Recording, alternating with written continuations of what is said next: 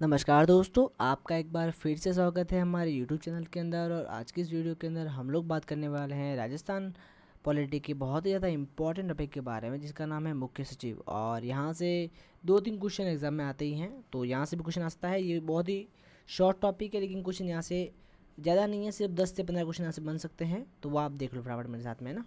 यहाँ पर आप सबको बताइए, मैंने PYQs को आप सबको बताइए मेरे स्टाइल क्या है ना। PYQs और जो बेस्ट नोट्स हैं उनको कंपाइल करके मैंने ये जो है वो क्वेश्चन सारे बनाए ना, नोट्स बनाए। इसीलिए ये जो एक पेज है, देखो एक भी नहीं है ना आपका, वन देखो एक से भी कम पेज है ना। तो इसके अंदर आपका मुख्य सचिव है वो पूरा का पूरा अच्छे से हो जाएगा, ठीक है।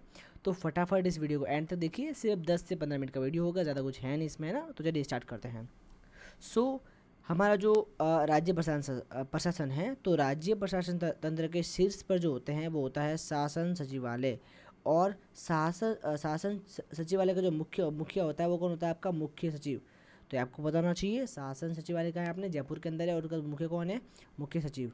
बात करें मंत्रिपरिषद, तो देखो मंत्रिपरिषद की जो नीतियाँ हैं, नियम हैं और निर्णय है, उनको लागू करने का काम कौन करता है? आपका मुख्य सचिव करता है।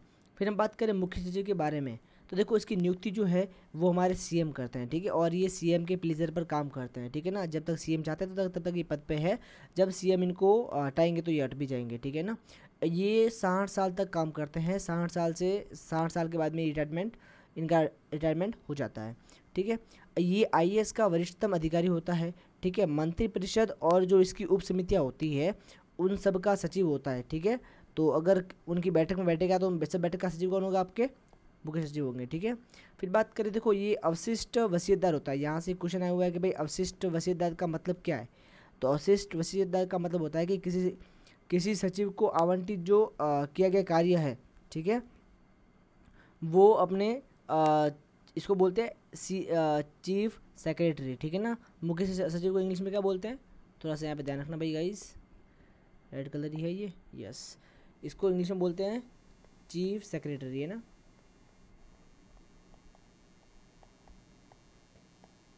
तो ये थोड़ा ध्यान रखना, ठीक है। चीफ सेक्रेटरी इनको बोलते हैं, ठीक है ना, इसलिए मैंने लिखा है यहाँ पे CS, ठीक है। तो इनको अवशिष्ट वसीयतदार क्यों कहते हैं? क्योंकि ये किसी भी सचिव का जो आवंटित वर्क है वो इनको करना पड़ता है, ठीक है। फिर बात करें, देखो यहाँ पे तो फटाफट हाईलाइट करते चलो, है ना। IAS का वरिष्ठतम अधिकारी होता है, ठीक है। 60 साल तक ये काम करते हैं। CM इनको नियुक्त करते हैं, ठीक है। और फिर बात करें मंत्रिपरिषद, देखो ये क्वेश्चन आया हुआ ना, मंत्रिपरिषद और उप समितियों के सचिव जो है वो क्या होते हैं? मुखिया होते हैं, ठीक है ना। जब वो सचिव इनकी बैठक में बैठते हैं तो क्या होता है? वो सचिव होते हैं अपने हेडमैन उनके, ठीक है। फिर बात करें यहाँ पे राज्य प्रशासन का किंग पिन, तो इनको क्या बोलते हैं? राज्य प्रशासन का किंग पिन भी बोलते हैं। ये भी क्वेश्चन आया हुआ है, ठीक है, कि राज्य प्रशासन का किंग पिन किसे बोलते हैं? तो किसे बोलते हैं अपन? मुख्य सचिव को, ठीक है। फिर बात करें यहाँ पे जो हमारे मुख्य सचिव है वो 2 विभाग का सचिव भी होता है, ठीक है। एक तो आपके सामान्य प्रशासन विभाग का सचिव होते हैं, और एक आपका होते हैं मंत्रिमंडल सचिवालय के सचिव होते हैं। तो आपको बताना चाहिए, ठीक है, ये वाला। फिर बात करें कि कार्य क्या क्या है ना। देखो इनका पहला कार्य है सर्वोच्च प्रशासनिक अधिकारी के तौर पे कार्य करते हैं ये। फिर परामर्शदाता है किसको? CM को। ये काफ़ी बार क्वेश्चन पूछा हुआ है कि भाई जो CM का परामर्शदाता कौन होता है? मुख्य सचिव वगैरह बहुत सारे ऑप्शन होता है ना यहाँ पे, तो आपको याद रखना मुख्य सचिव होता है, ठीक है। फिर बात करें, देखो शासकीय नीतियों का निरूपण करना, जो भी शासन कर रहे हैं अपने CM वगैरह, उनकी जो नीतियाँ होती है उसका निरूपण कौन करते हैं? हमारे मुख्य सचिव करते हैं। फिर हम बात करें मंत्रिमंडल की जो बैठक होती है उसकी जानकारी मंत्री तक पहुंचाना, ये भी काम किसका होता है? आपके मुख्य सचिव का होता है। फिर बात करें निर्णय को प्रशासन इकाई तक पहुंचाना, है ना। मान लो कि भाई जो भी आपके काउंसिल ऑफ मिनिस्टर या मंत्रिपरिषद ने जो भी निर्णय लिया है, उस निर्णय को हमारे जो भी आपके प्रशासनिक इकाई है, जैसे कि मान लो तहसील तक आ गया या फिर जिला मुख्यालय पे आ गया, तो इन सब लेवल पे इंफॉर्मेशन को पहुंचाने की जो जिम्मेदारी वो किसकी होती है? आपके मुख्य सचिव की होती है। फिर बात करें क्रियान्वित सूचित करना, ठीक है ना। तो यहाँ पे मान लो जैसे कुछ भी काम कर रहे हैं तो क्या काम करना क्या नहीं करना है उसके लिए सूचित करना भी इनका काम होता है, ठीक है। फिर आपके सेंटर स्टेट के रिलेशन को संभालना, ठीक है। फिर आपके जो क्षेत्रीय परिवाद है, ठीक है, उनको सॉरी जो क्षेत्रीय परिषद है उनको संभालना, और आपके इंटर स्टेट रिलेशन को संभालना। थोड़ा सा IMT really very sorry guys, मुझे पता है थोड़ा सा आपको ये पढ़ने में समस्या आ रही होगी, बिकॉज क्या ये मैंने मेरी राइटिंग के अंदर नोट लिखे हैं, तो मेरी राइटिंग थोड़ी सी ऐसी है, तो प्लीज़ है ना थोड़ा फास्ट लिखे मैंने, इसीलिए ऐसे आ गया, ठीक है ना। लेकिन मैं बोल रहा हूँ तो आप फटाफट उसको ये आप सुन लेना, ठीक है ना, कि भाई यहाँ पे लिखा हुआ है इंटर स्टेट रिलेशन, ठीक है, यानी दो बीच के रिलेशन, दो बीच के स्टेट का रिलेशन, जैसे राजस्थान गुजरात का रिलेशन उसको बोलते हैं इंटर स्टेट रिलेशन, लेकिन राजस्थान और भारत सरकार का रिलेशन उसे बोलते हैं सेंट्रल स्टेट रिलेशन, ठीक है। फिर बात करें राज्य कर्मचारियों के वेतनमानों का मतलब कितने कितने करना कितना नहीं करना वो सब डिसाइड करते हैं। फिर पदोन्नति किसको करनी किसकी नहीं करनी है, स्थानांतरण जो है वो भी ये सब देखते हैं, और कार्मिक जो विकास है वो भी सब ये देखते हैं, ठीक है, तो ये भी आपको पता होना चाहिए। फिर बात करें भूमिका, देखो भूमिका आपको मैंने पहले बता दी, सीएम का सहयोगी होते हैं ये, ठीक है, और राज्य सरकार के मुख्य प्रवक्ता होता है, ठीक है ना, प्रवक्ता, ये पक्का नहीं है, प्रवक्ता है, माय मिस्टेक, ठीक है, मुख्य प्रवक्ता होते हैं ये, ठीक है।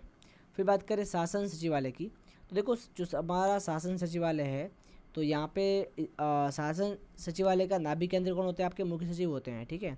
फिर यहाँ पे सर्वोच्च राजनीतिक अध्यक्ष, तो देखो सर्वोच्च जो राजनीतिक अध्यक्ष यहाँ पे बहुत बहुत मतलब इंपॉर्टेंट फैक्ट ये वाला है ना, कि जो हमारा जो सर्वोच्च राजनीतिक अध्यक्ष है वो तो कौन है, अपने सीएम है, लेकिन जो सर्वोच्च प्रशासनिक अध्यक्ष हैं वो हमारे हैं चीफ सेक्रेटरी, यानी कि आपके मुख्य सचिव, ठीक है ना। चीफ सचिव मतलब क्या है, मुख्य सचिव है ना, समझ गए, इनको चीफ सेक्रेटरी भी बोलते हैं। तो यहाँ पे अगर बात करें देखो है ना, तो आपका जो शासन सचिवालय है, तो यहाँ पे देखो जो आपके सवाई मानसिंह थे, ये कौन थे, आपके राजप्रमुख थे, ठीक है ना उस टाइम। तो उन्होंने पहला ऑर्डिनेंस जारी किया था, ऑर्डिनेंस मतलब क्या होता है, अध्यादेश, क्या होता है, अध्यादेश, ठीक है ना। तो इन्होंने पहला अध्यादेश जारी किया था, और वो पहला अध्यादेश था आपका राजस्थान एडमिनिस्ट्रेटिव ऑर्डिनेंस, ठीक है, 1949। तो आपको ध्यान होना चाहिए कि ये जो अध्यादेश है वो कौन सा आपके पहला अध्यादेश था, और ये किसने दिया था, ये दिया था आपके सवाई मानसिंह ने पारित किया था, ठीक है। फिर बात करें जो हमारे देसी रियासत थी, ठीक है ना, तो देसी रियासत के जो सचिवालय है उनको क्या बोलते हैं अपन, महाकाम खान, क्या है ये, थोड़ा मैं ही नहीं पढ़ रहा ना भाई, देखो भाई चलो इसको देख लूँगा मैं, ठीक है। हाँ फिर बात करें शुरुआत है ना, देखो यहाँ पे शुरुआत कैसे हुई, तो यहाँ पे इनकी जो अपना शासन सचिवालय है उसकी शुरुआत हुई थी विधायक निवास भवन से, ठीक है ना, यानी सबसे पहले जो शासन सचिवालय था वो विधायक निवास भवन के अंदर ओपन हुआ था, ठीक है। और इसकी जो प्रॉपर स्थापना है वो आपके, ये क्वेश्चन काफ़ी बार आया हुआ है ना, प्रॉपर स्थापना है वो अप्रैल 1949 को हुई, और कहाँ हुई थी, सी स्कीम भवन, ये भवन का नाम है सी स्कीम भवन में हुई थी, ठीक है। जो आपके भगवान दास बैरम्स का भवन था, ठीक है इनका। और ये क्या थी, एक सैनिक छावनी थी, क्या थी भाई के, ये एक सैनिक छावनी थी, तो ये भी आपको पता होना चाहिए। फिर बात करें यहाँ पे देखो भाई 13 अप्रैल 1949 को है ना, तो देखो यहाँ पे 13 अप्रैल 1949 को क्या हुआ यहाँ पे, अब देखो फर्स्ट चीफ सेक्रेटरी बने कौन बने, आपके के राधाकृष्णन, याद रखना भाई कि 13 अप्रैल 1949 को पहले मुख्य सचिव बने थे कौन, राधाकृष्णन, ठीक है, ध्यान रखना, राधाकृष्णन क्या बने थे, पहले मुख्य सचिव। फिर आपकी पहली महिला मुख्य सचिव कौन थी, वो आपकी थी कुशल सिन्हा, ठीक है। और सेकंड महिला जो मुख्य सचिव है वो कौन थी, आपकी उषा शर्मा, तो ये भी आपको ध्यान रखना है, ठीक है। फिर बात करें हम 4 सीएम के साथ का कार्य करने वाले जो पहले आपके चीफ सेक्रेटरी थे, यानी पहले जो मुख्य सचिव थे वो कौन थे, आपके शिवशंकर, ठीक है। और जो दूसरे आपके थे मुख्य सचिव वो थे आपके माथुर साहब, ठीक है। तो याद रखना भाई, एक तो शिवशंकर और एक माथुर जी, इन शिवशंकर जी ने और माथुर जी ने, ये दो ऐसे आपके मुख्य सचिव थे जिन्होंने 4 सीएम के साथ में काम किया है। एग्जाम्पल के लिए देखो, शिवशंकर जो थे उन्होंने वैकंठाचार्य के साथ में काम किया, जयनारायण व्यास के साथ में 2 बार काम किया, ठीक है, और आपके टीकाराम पालीवाल के साथ में 1 बार काम किया। और हमारे जो माथुर साहब थे उन्होंने देखो, जैसे इन्होंने यहाँ पे जयनारायण व्यास के साथ में दो बार काम किया, वैसे ही हमारे माथुर साहब ने हरिदेव जोशी जो थे उनके साथ में 2 बार काम किया। और फिर आपके शिवचरण सिंह और आपके जो थे भैरव सिंह शेखावत, ठीक है, उनके साथ में काम किया इन्होंने, ठीक है। फिर बात करते देखो न्यूनतम कार्य, देखो यहाँ से काफ़ी सारे क्वेश्चन आता है ना कि भाई न्यूनतम कार्यकाल किसका था आपके, तो और किसका था आपका, मिस्टर थापर का, किसका था, थापर का, ठीक है, थापर जी का था, और 48 दिन के लिए बने थे, ठीक है। अधिकतम जो कार्यकाल है वो आपके थे BS मेहता जी का, ठीक है, जो आपके 6 साल तक यहाँ पे रहे थे, ठीक है, ये याद रखना आपको। ये आपको क्या है भाई, हरिदेव, क्या है भाई, हरिदेव 2 बार, ठीक है, शिवचरण माथुर और भैरव सिंह शेखावत। और यहाँ पे कौन है आपके, वैकंठाचारी, जयनारायण व्यास है, और यहाँ पे कौन है आपके, टीकाराम पालीवाल, ये 2 बार बने, ठीक है, ध्यान रखना। फिर बात करें RPSC सदस्य, देखो ऐसे कौन से मुख्य सचिव थे जो RPSC के सदस्य भी रह चुके हैं। तो ये आपको याद रखना है। आरपीएससी के कौन से आपके उज्ज्वल, कौन है आपके एसडी उज्ज्वल, ध्यान रखना भाई। एसडी यहाँ से क्वेश्चन आया हुआ ये वाला, ठीक है ना। फिर देखो आपके जो ऐसे कौन से मुख्य सचिव है जो नियंत्रण महालेखा परीक्षक थे, वो कौन थे आपके, राजीव महर्षि, ठीक है, महर्षि है हाँ। और आपके अब आपको याद रखना है कि भाई पहले शेड्यूल ट्राइब के आपके मुख्य सचिव कौन थे, तो वो आपके थे CS राजन। और पहले आपके शेड्यूल कास्ट के जो मुख्य सचिव थे वो आपके थे निरंजन आर्या। तो ये दो नाम भी आपको याद होना चाहिए कि भाई CS राजन और निरंजन आर्या, ये दोनों क्या थे आपके SC और ST के मुख्य सचिव थे, ठीक है ना। ST और ST कैटेगरी से मुख्य सचिव बने थे, ठीक है। फिर बात करें मुख्य सूचना आयुक्त, ठीक है ना। तो ये जो मुख्य सूचना आयुक्त के सदस्य थे वो आपके कौन से थे, DB गुप्ता, वो बने थे मुख्य सचिव, ठीक है। तो ये भी आपको ध्यान होना चाहिए। सो इसी के साथ साथ हमने मुख्य सचिव को कर लिया है पूरा, ठीक है।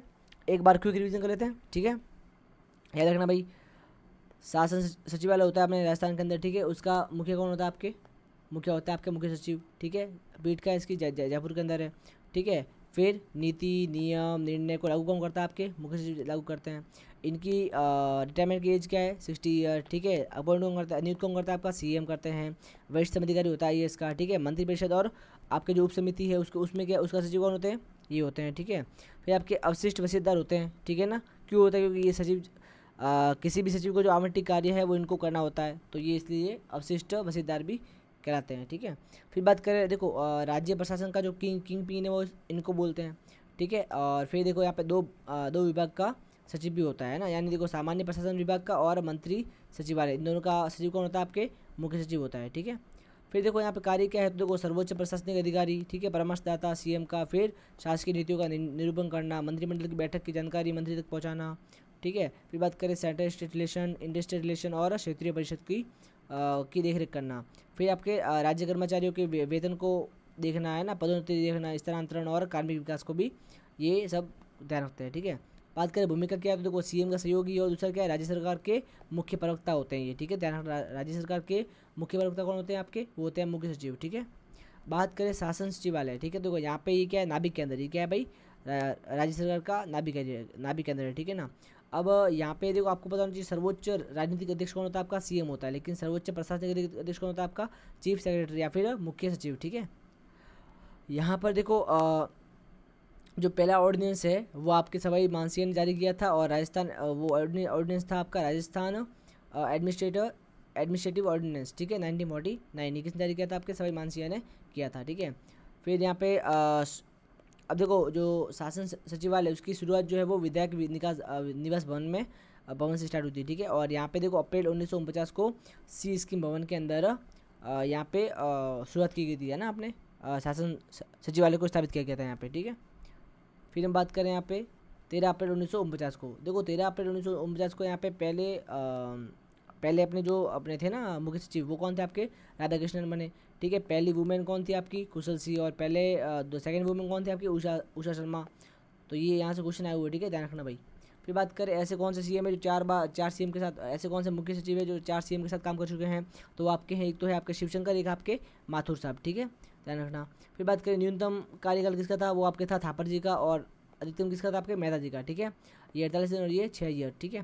फिर बात करें RPSC के सदस्य कौन थे, वो आपके थे उज्ज्वल जी, ठीक है। और नियंत्रण महालेखा परीक्षक कौन थे, राजीव महर्षि जी, ठीक है। और फर्स्ट ST के कौन थे आपके, राजन जी, और फर्स्ट SC के थे आपके आर्या जी, है ना, निरंजन आर्या। और मुख्य सूचना आयुक्त कौन थे आपके, DB गुप्ता जी, जो आपके मुख्य सचिव बने। इसी के साथ हमारा जो मुख्य सचिव है पूरा होता है। मिलेंगे कई सारी अगली वीडियो के अंदर, और अगली वीडियो में हम बात करेंगे जिला प्रशासन के बारे में। तो आपको अगर वीडियो पसंद आ रही तो प्लीज़ के ऊपर देखते रहो, और प्लीज़ अगर आपको वीडियो पसंद आई तो यार प्लीज़ कमेंट तो कर दिया करो, है ना। एक कमेंट, आपका जो एक कमेंट है वो हमारे लिए बहुत बड़ा मोटिवेशन है, ठीक है। So please, thank you so much, good night, bye bye, see you.